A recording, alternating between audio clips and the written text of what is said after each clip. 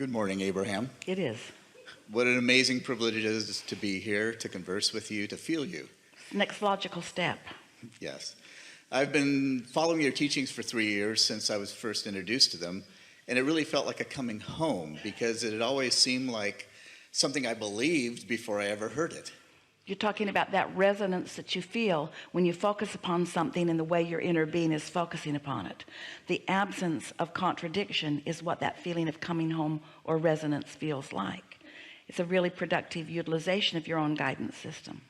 And it really feels like a coming home to a large extent of really understanding who I am. But the difference is, it's not like coming back home to something that I was before. It's coming home to the vortex version of me that is the new and expanded version. Can you feel the difference? Because it was home when you made the decision to come into your physical body, but then that thing that you're calling home, that state of being, has been increasing as you've been exploring contrast and asking for more. So rather than saying coming home, which is fine, it's a returning to the wholeness of who I now am. And that's kind of the basis of my question. As I've learned more and more about how to be a conscious creator, I've really tried to meditate, to really listen to a lot of your teachings and listen to your daily Facebook video and really try and start my day off in an aligned state. And part of my desire lately has been to really get in greater touch with my inner being, really understand who my inner being is. Well, you see, here's the thing. When you quiet your mind, we'll talk about that in a minute, about how to do that through meditation. When you quiet your mind so that you're not offering any contradictory thoughts, you're in touch. And that feeling of almost detachment, that's really in touch.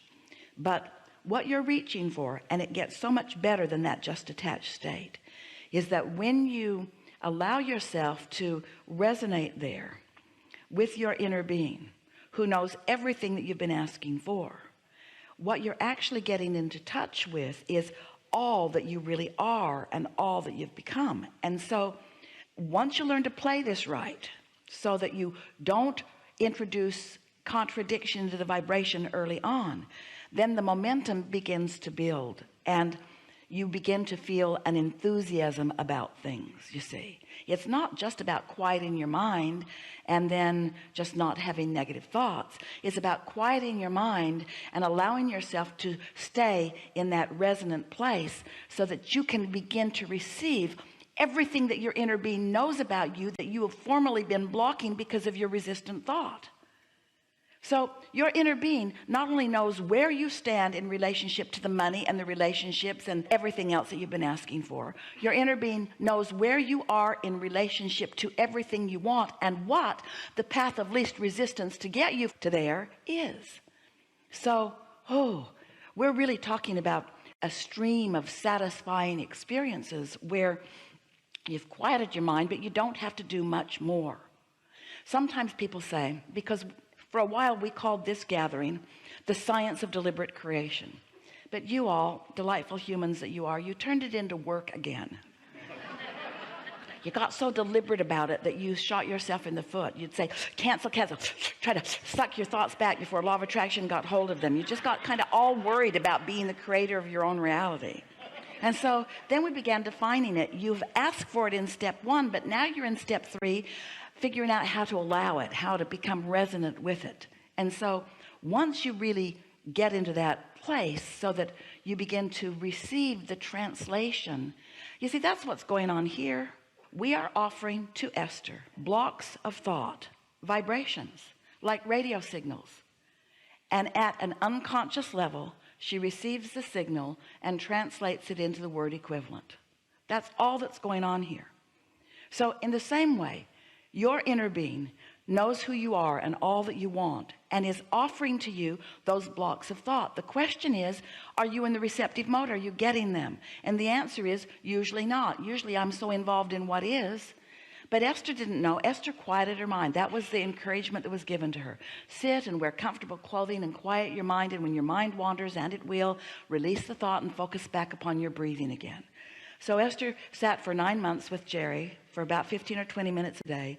And in the very first sitting, something breathed her. She managed to quiet her mind enough that she was able to translate the vibration of us into a visceral experience that she knew was real, you see.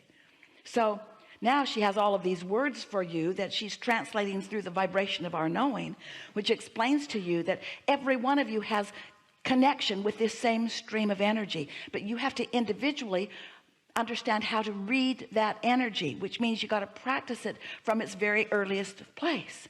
That's what happened with Esther. She did not have a religious background. She didn't have a political background. She didn't have a strong opinion about anything. Esther was in a sort of neutral place, just bipping along, living happily ever after.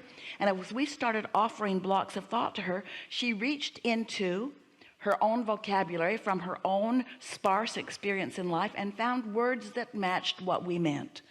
And if it didn't quite match what we meant, we would say, in other words, in other words, in other words, in other words, in other words, in other words, till Esther thought she was going to go insane listening back to the early recordings, in other words, in other words, in other words, in other words, until we were able to find the framework of words, feedback from you, so that you were getting what we meant when we offered the block of thought to Esther.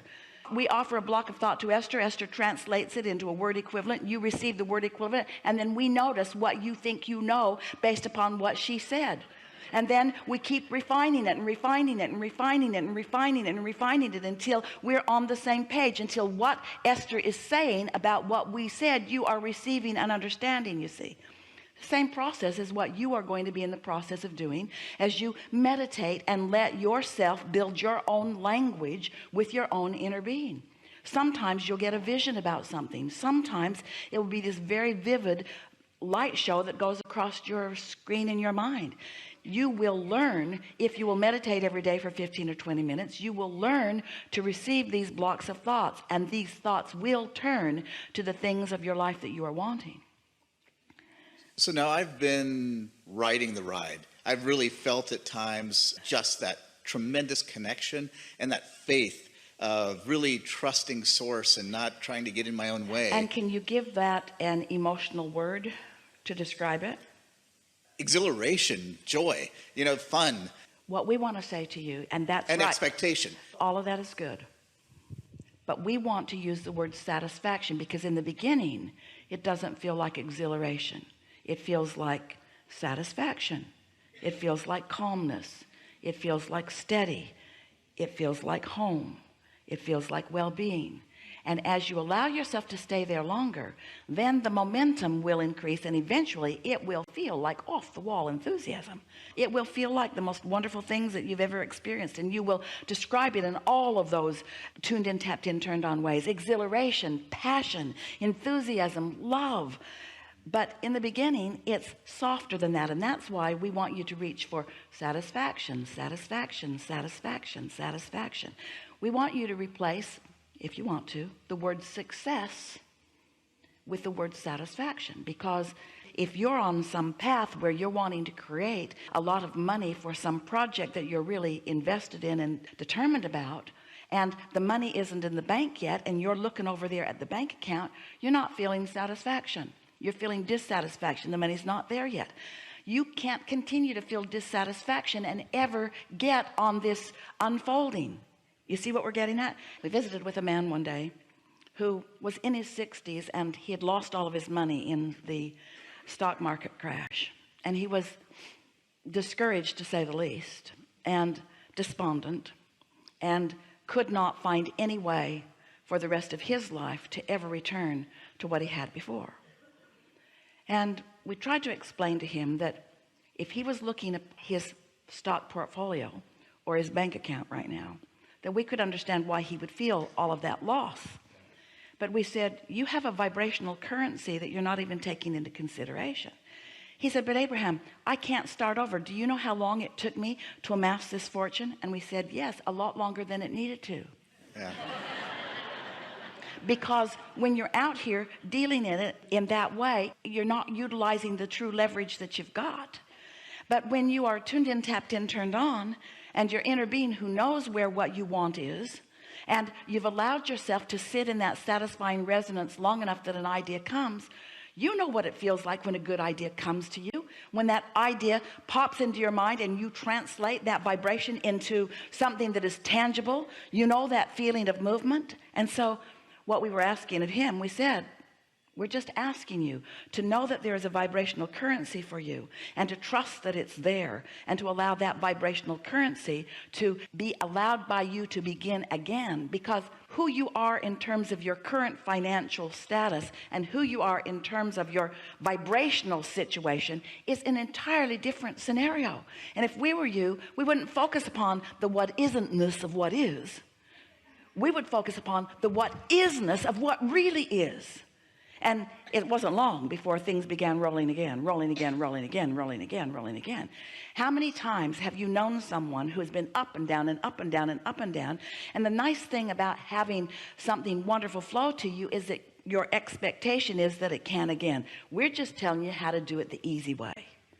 You can do it the hard way, the really hard way, which is out there in the physical, banging it around, trying to control things, or you can get into vibrational concert with who you really are and allow true knowledge about who you are and what you want to be offered steadily. The reason that Esther is so deliberately choosing the word for you to realize it is because it has already been revealed. It's already been revealed. But just because something's been revealed doesn't mean you're realizing it yet. Just like a radio station that's broadcasting on 101 FM, if you've got your dial set on something else, it's been revealed. You're just not realizing it because you're not in the receiving mode, because you're not on the same vibrational wavelength. How do you get on the vibrational wavelength?